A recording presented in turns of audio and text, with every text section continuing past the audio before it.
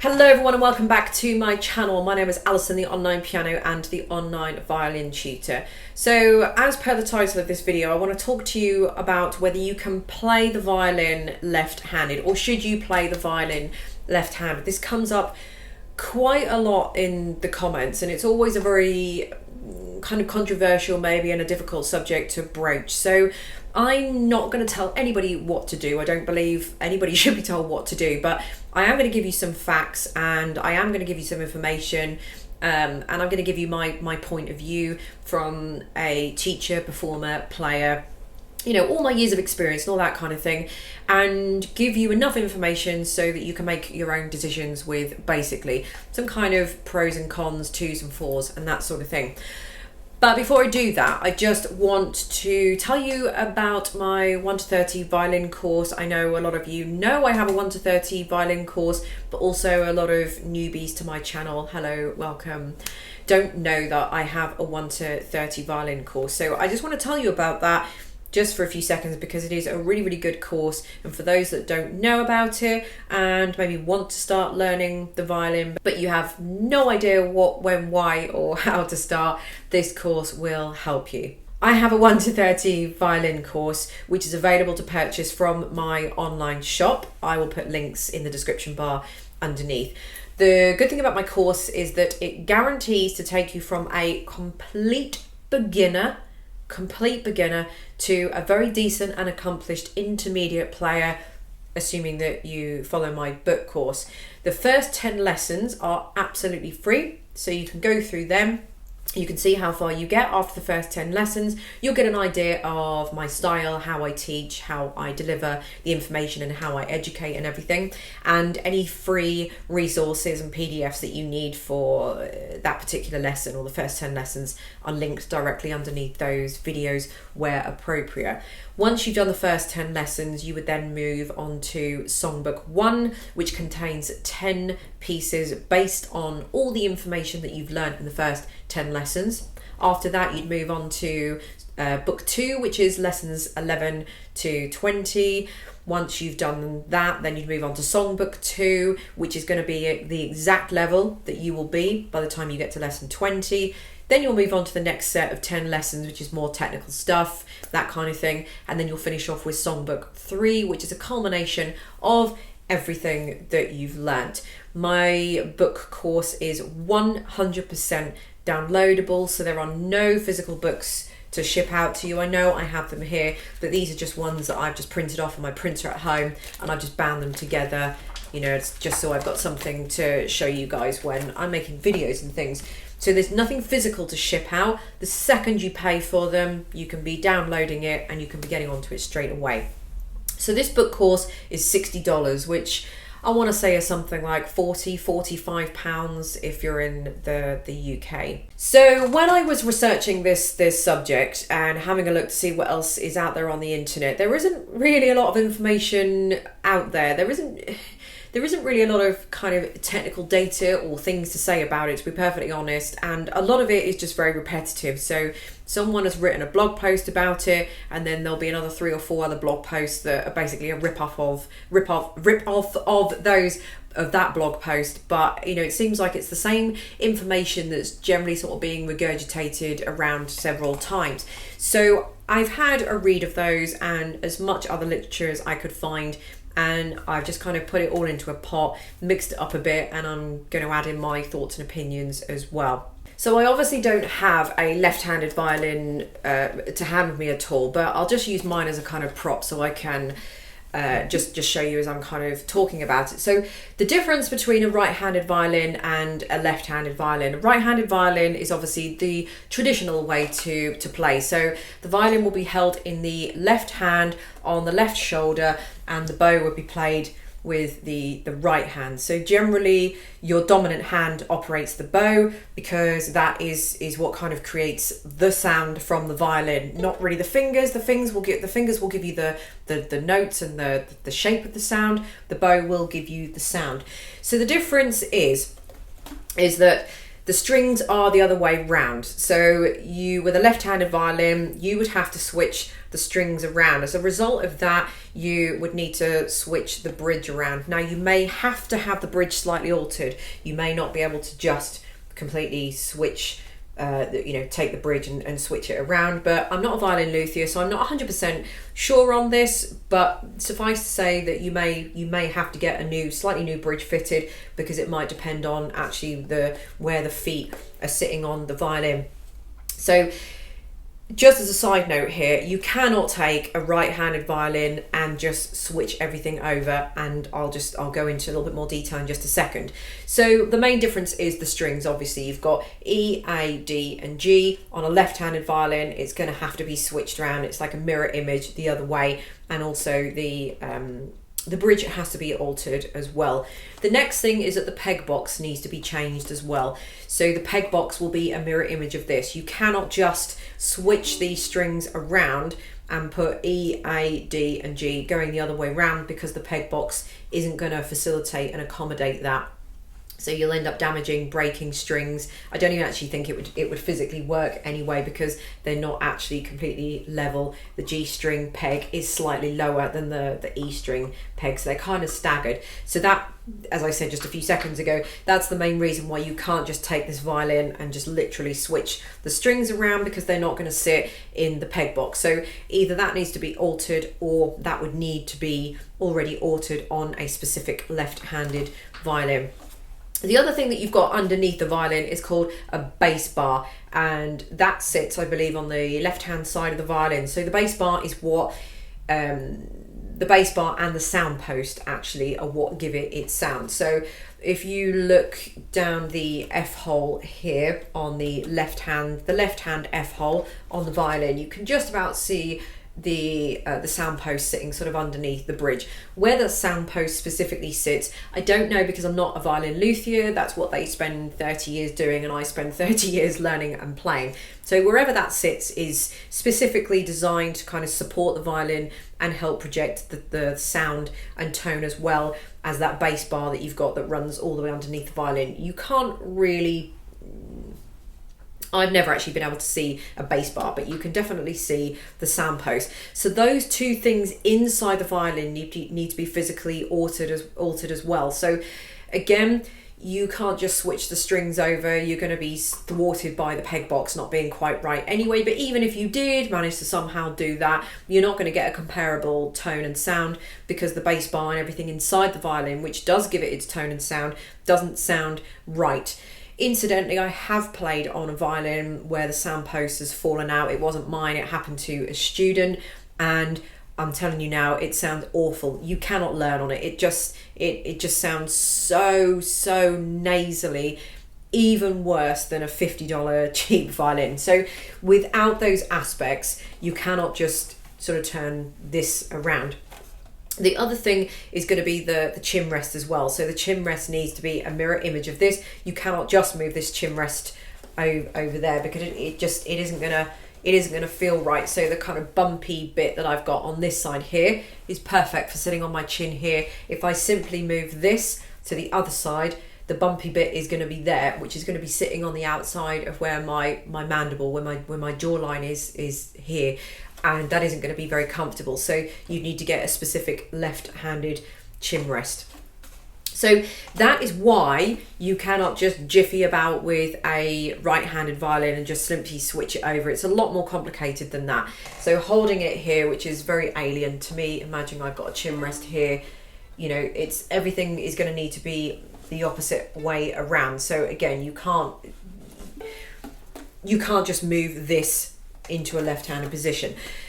So generally, points to kind of bear in mind is that generally our dominant hand is the hand that controls the bow, as I mentioned at the beginning. It just feels most natural to do that. So having said that, though, a lot of people that are left-handed like to do things with their right-handed or not. So when the question is being posed as to whether you are defined as being left-handed or right-handed, if you're left-handed, should you play left-handed or play the traditional right-handed way, let's just call it that, with the violin on the left shoulder, then that is completely your decision when it comes to that. If you feel, I would say try it, but if you feel like your left hand is the more dominant hand, then you might want to get yourself a left-handed violin, switch everything round so that your dominant hand, which is clearly your dominant hand, and you feel is working that way for you, and your right hand is weaker, then playing left-handed might benefit you more.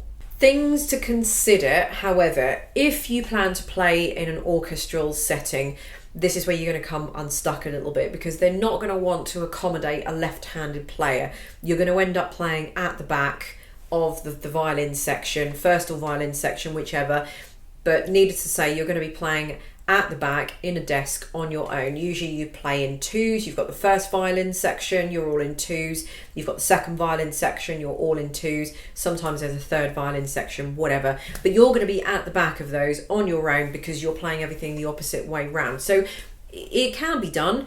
The orchestra in question may refuse you. I don't know, I can't speak for them, but if you do plan to play in an orchestra or even playing in a group setting, that's something that you might want to consider. If that isn't going to be on your radar at all, then knock yourself out. That isn't going to be a problem. But for those of you that do sort of think to yourself, I really want to play the violin, blah blah blah, I think it would be really nice to join an orchestral group at some point, just bear that kind of thing in mind. That isn't necessarily a deal breaker. For me, if I wanted to play left-handed and I felt using the bow with my left hand was going to be the best option for me, then maybe I'd have to think about letting the orchestra go over my own personal enjoyment and happiness of playing the instrument. But if that really is a deal breaker for you, playing in an orchestra or a band or group setting or quartet, something like that, then those factors are going to need to, I think, be considered. The second thing you need to consider is if you've got a physical teacher. A lot of physical teachers, or a lot of teachers, will not want to do that. They'll not want to teach you a mirror image. I don't quite know why. It wouldn't bother me personally. I've never done it. My left-handed students have always played the right-handed way, the traditional way. So they've always had their violin on their left shoulder, as traditionally is done. They've never complained about that or questioned that or had a problem with that. You could argue that both hands are used in the same amount of time. I sometimes wish that I maybe was left-handed because my left hand doesn't move, my fingers just will not move quickly. My right hand is really good because it's dominant in my right hand, but my left hand fingers always really struggle to move. So sometimes the thought has crossed my mind of times thinking, I wonder what it would be like if I was playing this way, but my left hand was much more responsive than it is. Would I be able to play any faster or any better, or anything like that? So that's kind of begged the question a little bit for me. But I've personally never taught anyone the other way around, the left-handed way, with a violin on the right-hand shoulder. But if someone insisted on that, then who am I to kind of knock that? I get to play with my right hand playing the bow, my dominant hand playing the bow. Why should I take that away from someone? So for me personally, I'd see it as a challenge. It's a mirror image. If I can't cope with that, then I'm really not as good as I think I am, or I shouldn't be teaching anyway. So as a teacher, that wouldn't bother me at all. Who am I to argue otherwise? But you might get a lot of resistance from some physical teachers. The other option is, and I do have a perfect option for you, is to do an online course, which is what I've got here. So the violin course that I mentioned earlier on in the video, my 1 to 30 violin course, that, even though it has, I suppose, traditionally been written for the more traditional way, the right-handed way, my demonstrations are obviously that way because I don't play left-handed, of course. But everything in the book you can use just the same. It would just be the other way round. So it has been written for right-handed players, but it makes no difference. You would just switch things around the other way. So I don't physically see my book series interfering with any of that or being an obstacle to all of that. You could absolutely learn the left-handed way. You might just have to think about it just a little bit more, but the information is still solid, the information is still there. An E is an E, a B is a B, it doesn't really matter. You'll still technically play the same way, you'll read music the same way, everything is the same. You will just be a reverse of all of that. You'll just be a mirror image of that, but there's no physical reason why you can't purchase my book course and happily get on and play the violin.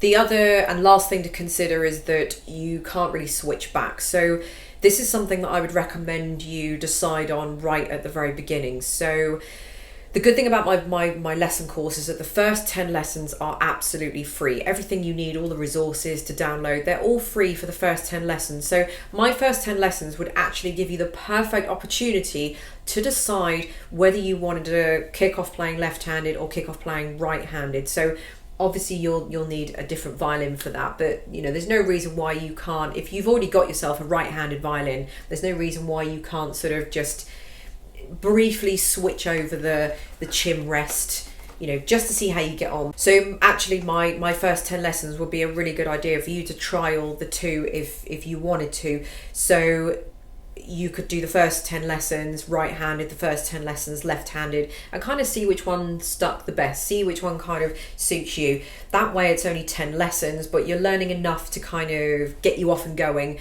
but you're not learning too much or getting in too deep so far that you can't kind of switch back. If you haven't decided by the end of those 10 lessons, then the whole thing's just not going to be for you. But you can use those 10 lessons to decide whether you want to start left-handed or right-handed, but you've got to choose, you've got to make that decision, and you've got to go with the one that's right for you.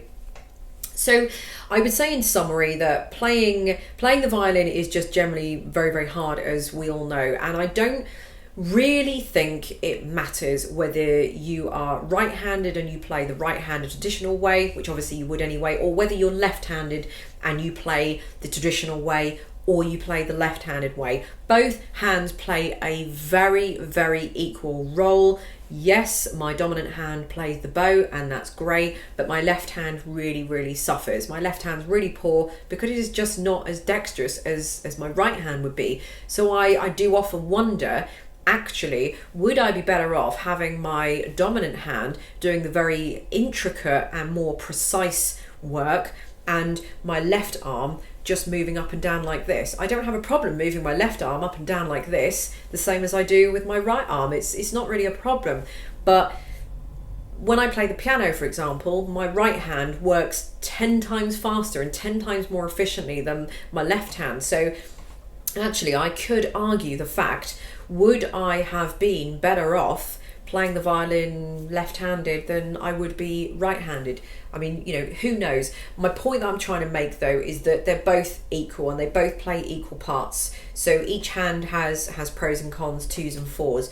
So the whole thing is going to be your choice. But the final thing I think to consider, strongly consider, would be getting hold of a left-handed violin. They're very, very difficult to get hold of.